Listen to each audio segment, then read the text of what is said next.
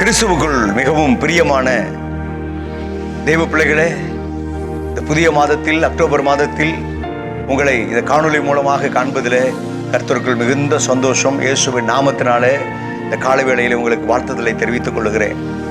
இந்த மாதத்திற்கென்று கர்த்தர் உங்களுக்கும் எனக்கும் சபைக்கும் கொடுத்திருக்கிற வாக்குத்தத்த வசனத்தை வாசித்து தியானித்து அதில் இருக்கக்கூடிய ஆசீர்வாதங்களை சுதந்திரித்துக் கொள்ளப் போகிறோம்.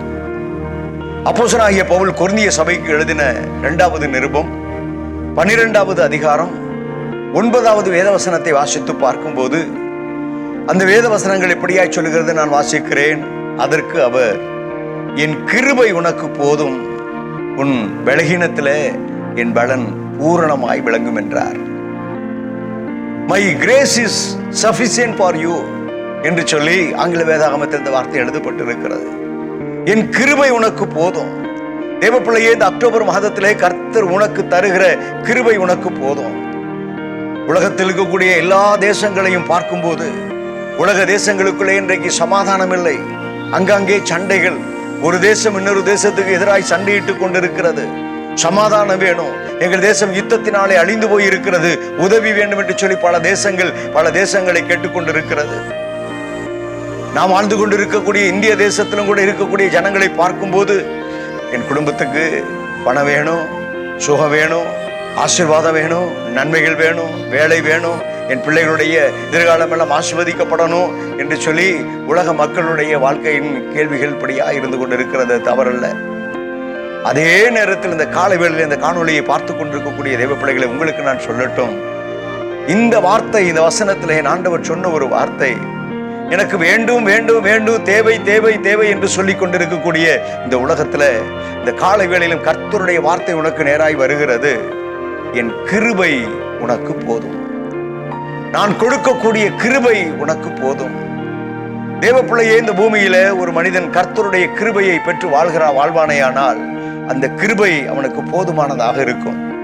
இந்த காலை வேளையிலும் இந்த காணொளியை பார்த்து கொண்டிருக்கக்கூடிய தேவ பிள்ளைகளே, கிருபை என்றால் என்ன என்றால், தகுதி இல்லாதவனுக்கு கர்த்தர் காண்பிக்கிற தயவு, தகுதி இல்லாதவனுக்கு கர்த்தர் காண்பிக்கிற ஈவு, தகுதி இல்லாதவனுக்கு கர்த்தர் தருகிற பிச்சை என்று சொல்லிதான் சொல்ல முடியும். இப்படி கர்த்தர் ஒவ்வொரு நாளும் இந்த பூமியில நமக்கு கிருபைகளை தந்து கொண்டிருக்கிறார். வேதத்தில் பார்க்கும்போது அநேக கிருபைகள் எழுதப்பட்டிருக்கிறது. சங்கீதம் 94ஆம் சங்கீதம் 18வது வேதவசனத்தை வாசித்து பார்த்தால் அந்த வேதவசனம் சொல்லுகிறது, தாங்குகிற கிருபை என்று சொல்லி ஒரு வார்த்தை எழுதப்பட்டிருக்கும். கர்த்தர் அவருடைய கிருபையினாலே தாங்குகிறார். தேவ பிள்ளைகளே, சங்கீதம் 86ஆம் சங்கீதம் 5வது வேதவசனத்தை வாசித்து பார்த்தால் அவருடைய கிருபை மிகுந்தது என்று சொல்லி எழுதப்பட்டிருக்கு. பெரிய கிருபையை தருகிறவர். சங்கீதம் 32:10 வாசித்து பார்த்தால், நம்பி இருக்கிறவனையோ, கர்த்தரை நம்பி இருக்கிறவனையோ கிருபை சூழ்ந்து கொள்ளுகிற கிருபை என்று சொல்லி எழுதப்பட்டிருக்கிறது. அது மாத்திரமல்ல, சங்கீதம் 90ஆம் சங்கீதம் 14வது வேதவசனத்தை வாசித்து பார்த்தால், திருப்தியாக்குகிற கிருபை என்று சொல்லி ஒரு வார்த்தை எழுதப்பட்டிருக்கிறது. இன்னும் அநேக வசனங்கள் அவருடைய கிருபை கிருபை கிருபை கிருபை என்று இந்த வேத புத்தகம் முழுவதிலும் கிருபையை குறித்து எழுதப்பட்டிருக்கிறது. இந்த காலவேளையிலும் நான் சொல்லட்டும், கர்த்தருடைய கிருபை இந்த மாதத்தில் உங்களை திருப்தியாக்கி உங்களை நடத்துகிற கிருபையாக இருக்கும். திருப்தியாக்குகிற கிருபை. வேதத்துல ஒரு சம்பவத்தை நான் உங்களுக்கு சொல்ல விரும்புகிறேன். மார்க்கு எழுதின சுவிசேஷ புத்தகம் 6வது அதிகாரம் 34வது வசனத்திலிருந்து 44வது வேதவசனம் வரைக்கும் ஒரு சம்பவம் எழுதப்பட்டிருக்கும். என் ஆண்டவராகிய இயேசு கிறிஸ்து வனாந்தரத்தில் அவர் பிரசங்கம் பண்ணி கொண்டிருக்கிறார். திரளான ஜனங்களுடைய பிரசங்கத்தை கேட்க, அவரிடத்திலிருந்து அற்புதத்தை பெற்றுக்கொள்ள, தங்கள் வாழ்க்கையை திருப்தியாக்கி கொள்ள இயேசுவை தேடி வந்திருக்கிறார்கள். சாயங்கால வேளையான போது அங்கே இருக்கக்கூடிய சீஷர்கள் எல்லோரும் இயேசு கிறிஸ்துவிடத்தை சொல்லுகிறார்கள், இயேசு கிறிஸ்துவே, இந்த ஜனங்களை எல்லாம் அவரவர்களை நீங்க அனுப்பி விடுங்க. பக்கத்தில் இருக்கக்கூடிய கிராமங்களுக்கு போய் அவரவர்கள் போஜன பதார்த்தங்களை வாங்கி கொள்ளட்டும். அவர்களை அங்கே அனுப்பி விடுங்க. இத்தனை திரளான ஜனங்களுக்கு இந்த வனாந்திரத்தில் எங்கிருந்து சாப்பாடு கொடுக்க முடியும்? 200 பணத்துக்கு அப்பங்களை கொண்டாலும் இந்த ஜனங்களை போஷிக்க முடியாதே என்றெல்லாம் இந்த வார்த்தைகள் எல்லாம் வருகிறது. அதில் இந்த சம்பவங்கள் இப்படியாய் சொல்லப்பட்டு இருந்தாலும் கூட ஒரு வார்த்தை வசனத்தை நான் சொல்லுகிறேன். என் ஆண்டவராகிய இயேசு கிறிஸ்து சொன்ன ஒரு வார்த்தை, அவர்கள் திருப்தியாக்கப்பட்டு நடத்தப்பட்டதற்கு ஒரு காரணம் என்ன என்று சொன்னால், மார்க் எழுதின சுவிசேஷ புத்தகம் 6வது அதிகாரம் 38வது வேத வசனத்தை வாசித்து பார்த்தால் அதில் என் ஆண்டவர் சொன்ன ஒரு வார்த்தை, அதை நான் சொல்லுகிறேன். போய் பாருங்கள் என்று சொன்னார். இந்த சீஷர்கள் எல்லாரும் சொல்றாங்க, அங்க ஒண்ணும் இல்லை, ஒண்ணும் இல்லை, ஒண்ணும் இல்லை, ஒண்ணும் இல்லை.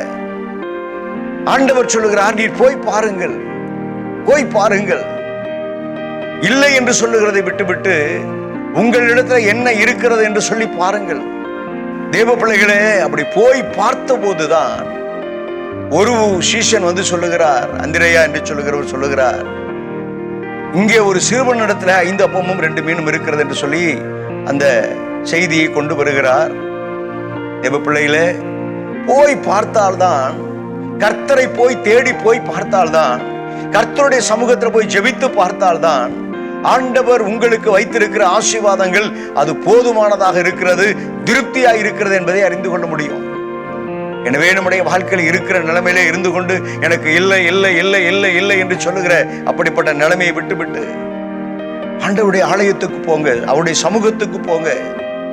தேவ பிள்ளைகளே, அவருடைய சமூகத்துக்கு போங்க, போங்க, போய் பாருங்கள் என்று சொன்னார். போய் பார்த்த பிற்பாடுதான் அங்கே ஒரு சிறுவன் 5 அப்பத்தையும் 2 மீனையும் வைத்திருக்கிறான். அங்கே அதை இயேசு கிறிஸ்துவினுடைய கரத்துக்கு கொண்டு வருகிறார்கள். சரி, இரண்டாவதாக தேவ பிள்ளைகளை, உங்களுடைய வாழ்க்கையில ஆண்டவர் உங்களை திருப்தியாக்கி நடத்த வேண்டுமானால், இப்பொழுது சிறுவனுடைய கரத்திலிருந்து அப்பமும் மீனும் இயேசு கிறிஸ்துவினுடைய கரத்துக்கு வந்துவிட்டது. அதை ஆண்டவராக இயேசு கிறிஸ்து ஜெபம் பண்ணி ஆசீர்வதித்து அதை பெருக பண்ணி கொடுக்க போகிற நேரம். அந்த நேரத்தில் அங்க இருக்கக்கூடியவர்கள் 5000 புருஷர்கள் என்று சொல்லி எழுதப்பட்டிருக்கிறது. 5000 ஆண்கள் என்று சொன்னால் அவர்கள் திருமணமானவர்கள் இருக்கலாம், பிள்ளைகளோடு மனைவியோடு வந்தவர்கள் இருக்கலாம், பிள்ளைகளோடு கூட வந்தவர்கள் இருக்கலாம். இப்ப பிள்ளைகளே, அப்படியெல்லாம் கணக்கு போட்டு பார்த்தீங்கன்னா ஒரு 15,000 20,000 பேர் அங்க இருக்கலாம். அவ்வளவு பேரும் ஒரே நேரத்தில் வந்து உணவு கேட்கும் போது எப்படி அந்த ஆசீர்வாதமான உணவு எல்லாருக்கும் கடந்து போகும். எனவே ஆண்டவர் சொன்ன ஒரு வார்த்தை, இதே மார்க் 6வது அதிகாரம் 39வது வசனமும் 40வது வசனத்தை வாசித்து பார்த்தால், அந்த வேத வசனத்தை நான் வாசிக்கிறேன், கவனித்து பாருங்கள். அப்பொழுது எல்லோரையும் பசும் புல்லின் மேல் பந்தி பந்தியாக உட்காரும்படி அவர்களுக்கு கட்டளையிட்டார். அப்படியே வரிசை வரிசையாய் 100 பேராகவும் 50 பேராகவும் உட்கார்ந்தார்கள் என்று சொல்லி எழுதப்பட்டிருக்கிறது. தேவ பிள்ளைகளே, ஆண்டவர் எப்படிப்பட்டவர்? அவர் எல்லாவற்றிலும் ஒரு ஒழுங்கை பார்க்கிறவர். ஒழுங்கை என் ஆண்டவராக இயேசு கிறிஸ்துவும் கடைபிடிப்பார். அவரை நம்பி இருக்கிற பிள்ளைகளுடைய வாழ்க்கையிலேயும் அந்த ஒழுங்கை அவர் எதிர்பார்ப்பார். ஆண்டவர் அந்த பசும்புள்ளின் மேல உட்கார வைத்து விட்டு வரிசை வரிசையாக உட்காருங்க, 50 பேரா 100 பேரா உட்காருங்க என்று சொல்லி உட்கார வைத்து விட்டு அதற்கு பிற்பாடுதான் அவர் ஜெபம் பண்ணி தன் சீஷர்களிடத்தில் அதை கொடுக்கிறார். சீஷர்கள் அதை வாங்கி கொண்டு போய் எல்லாருக்கும் கொடுக்கிறாங்க. வந்த ஜனங்கள் எல்லாரும் சாப்பிடுறாங்க. வந்த ஜனங்கள் எல்லோரும் அதை சாப்பிட்டு கொண்டே இருக்கிறாங்க. இந்த சம்பவம் யோவான் எழுதின சுவிசேஷ புத்தகத்தில் எழுதப்பட்டு இருக்கிறது. யோவான் 6வது அதிகாரம் 11வது வேதவசனத்தை வாசித்து பார்க்கும்போது அதிலே சொல்லப்பட்டு இருக்கிறது, அவர்களுக்கு வேண்டிய மட்டும் கொடுத்தாராம். லிமிட்டட் மீல்ஸ் இல்லைங்க, லிமிட்டட் சாப்பாடு இல்லை, வேண்டிய மட்டும். ஒருத்தர் அப்ப நிறைய கேட்டிருக்கலாம், ஒருத்தர் மீன் நிறைய கேட்டிருக்கலாம். எதை யார் எப்படி கேட்டார்களோ அப்படியே கர்த்தர் தந்தார். அப்படியே கர்த்தர் அவர்களுக்கு தந்து அவர்களை ஆசீர்வதித்தார். இந்த காலை வேளையிலும் நான் சொல்லட்டும், உங்களுடைய வாழ்க்கையில ஆண்டவராக இயேசு கிறிஸ்து சொன்ன வார்த்தையின்படி போய் பாருங்க, உங்களிடத்துல என்ன இருக்குன்னு பாருங்க. இரண்டாவது, ஆண்டவர் சொன்ன ஒரு வார்த்தை, 100 பேராகவும் 50 பேராகவும் உட்கார வைங்க, வரிசையா உட்காருங்க. ஒழுங்கு. தேவ பிள்ளைகளே, உங்களுடைய வாழ்க்கையிலையும் எல்லா காரியத்திலையும் ஒரு ஒழுங்கை கற்றுக்கொள்ளுங்க, ஒழுங்கை கடைபிடிக்க ஆரம்பிங்க. ஆலயத்துக்கு கர்த்தரை தேடுகிற காரியங்களில் ஒழுங்கை கடைபிடிங்க. ஒருவேளை ஐயா நான் கிறிஸ்தவன் அல்ல, கிறிஸ்துவ எனக்கு தெரியாது, என்று அப்படிப்பட்ட நிலையோடு கூட இந்த காணொளியை யாராகிலும் பார்த்து கொண்டிருப்பீர்களே, ஆனால் நீங்கள் இருக்கிற இடத்துல கண்களை மூடி கரங்களை கூப்பி, இயேசுவே எனக்கு உதவி செய்யும், என்னுடைய வாழ்க்கையில குறைவுகளோடு கூட நான் வாழ்ந்து கொண்டிருக்கிறேன், வியாதி வறுமையோடு கூட நான் வாழ்ந்து கொண்டிருக்கிறேன், தரித்திரத்தோடு கூட நான் வாழ்ந்து கொண்டிருக்கிறேன், நிம்மதி இல்லாமல் என் குடும்பம் போய்கொண்டிருக்கிறது, இப்படிப்பட்ட நிலையோடு கூட என்னுடைய வாழ்க்கை இருக்கிறதே, என்னுடைய வாழ்க்கையில என் ஆண்டவராகிய இயேசு கிறிஸ்து சுகம் தருவாரா? கடன் தொல்லையை கர்த்தர் மாற்றுவாரா? என் பிள்ளைகளுக்கு வேலையை கர்த்தர் கட்டளையிடுவாரா? என் பிள்ளைகளுடைய திருமண காரியங்கள் நடக்குமா? என்னுடைய நெருக்கம் எல்லாம் மாறுமா? என்னுடைய குடும்பத்திலே சமாதான சந்தோஷம் உண்டாகுமா என்று சொல்லி, ஒருவேளை இந்த வார்த்தையை கேட்டுக்கொண்டிருக்கிற தேவ பிள்ளையே, இவைகளை எல்லாம் உனக்கு கொடுக்கும்படிக்காக தான் என் ஆண்டவராகிய இயேசு கிறிஸ்து இந்த பூமிக்கு அவர் மனிதனாய் அவதரித்து வந்தார். உனக்கு இவைகளை எல்லாம் கொடுக்கும்படிக்காக தான் என் ஆண்டவராகிய இயேசு கிறிஸ்து இந்த பூமியில அவர் உனக்காக சிலுவை சுமந்தார், சவுக்கினாலே அடிக்கப்பட்டார், கடைசி சொட்டு இரத்தத்தையும் கல்வாரி சிலுவையில ஊற்றி கொடுத்தார், உனக்காக சிலுவையில தன்னுடைய ஜீவனை கொடுத்தார், உனக்காக மரித்து அடக்கம் பண்ணப்பட்டு 3ஆம் நாள் ஜீவனோடு கூட உயிர்த்தெழுந்தார். இன்றைக்கும் அவர் ஜீவனுள்ளவராக இருக்கிறார். இதோ மரித்தேன், சதா காலங்களிலும் நான் உயிரோடு கூட இருக்கிறேன் என்று சொன்னவர் அவர் ஜீவனுள்ளவராய் இருக்கிறார். அந்த இயேசுவை நோக்கி பார்த்து இந்த காலை வேளையிலே நீ கூப்பிடுவாயா? தேவ பிள்ளைகளே, உங்களுடைய வாழ்க்கையிலேயும் கர்த்தர் விசேஷித்த விதமான அற்புதங்களை கர்த்தர் செய்திருவார். கண்களை மூடி நாம் ஜெபம் பண்ணுவோமா? கிருபையும் இரக்கமும் மகா பரிசுத்தம் நிறைந்த நல்ல தகப்பனே, இந்த ஆசீர்வதிக்கப்பட்ட நல்ல அருமையான ஆண்டவரே, காலவேளையிலும் இந்த அன்பு பிள்ளைகளுக்காக ஆண்டவரே உம்முடைய சமூகத்தை நோக்கி பார்த்து கொண்டாடுகிறேன் அப்பா. ஆண்டவரே, உம்முடைய பிள்ளைகளுடைய வாழ்க்கையில ஆண்டவரே பலவிதமான குறைபாடுகளோடு கூட, பலவிதமான நெருக்கங்களோடு கூட, பலவிதமான பற்றாக்குறைகளோடு கூட இந்த காலை வேளையில் இந்த காணொளியை பார்த்து கொண்டிருக்கக்கூடிய அன்பு பிள்ளைகளுக்காக நான் ஜெபிக்கிறேன். என் கிருபை உனக்கு போதும் என்று சொன்னீரே அப்பா. உம்முடைய பிள்ளைகளுக்கு என்னென்ன தேவைகளோடு கூட உம்முடைய பிள்ளைகள் இருக்கிறார்களோ அந்தந்த பிள்ளைகளுக்கு ஆண்டவரே நீர் கொடுக்கக்கூடிய கிருபை போதுமானதாக இருக்கட்டும், போதுமானதாக இருக்கட்டும். உம்மை நோக்கி பார்த்து கூப்பிடுகிற கண்ணீரோடு கூட உம்முடைய சமூகத்தை நோக்கி பார்த்து ஆண்டவரே ஜெபிக்கிற உம்முடைய பிள்ளைகளுடைய ஜெப சத்தத்தை கர்த்தர் நீர் கேட்டு உம்முடைய பிள்ளைகளுடைய வாழ்க்கையில காணப்படுகிற எல்லா கடன் பாரங்களையும் கர்த்தர் நீர் மாற்றி ஆண்டவரே பொருளாதார ஆசீர்வாதத்தை கர்த்தர் நீர் கொடுத்து நடத்தி அருளும் என்று சொல்லி ஜெபிக்கிறேன். உடைய பிள்ளைகள் வேலை இல்லாமல் இருக்கிறார்களே, நல்ல வேலையை கர்த்தர் நீர் கொடுத்து உடைய பிள்ளைகளுடைய குடும்பத்தை நீர் ஆசீர்வதித்தருள வேண்டும் என்று சொல்லி நான் ஜெபிக்கிறேன். மாத கணக்கில் வியாதியோடு பலகீனத்தோடு கூட நான் படுத்து கிடக்கிறேனே, இந்த வியாதி மாறுமா, இந்த வேதனை நீங்குமா என்று சொல்லி ஆண்டவரே கண்ணீரோடு கூட உடைய முகத்தை நோக்கி பார்க்கிற அன்பு பிள்ளைகளுக்காக நான் ஜெபிக்கிறேன். ஆண்டவரே, இந்த அன்பு பிள்ளைகள் மேல சுகமளிக்கிற உடைய கரத்தின் வல்லமை நீட்டப்படுவதாக, ஒரு அற்புதம் இப்பொழுது இயேசுவின் நாமத்தினாலே நடப்பதாக.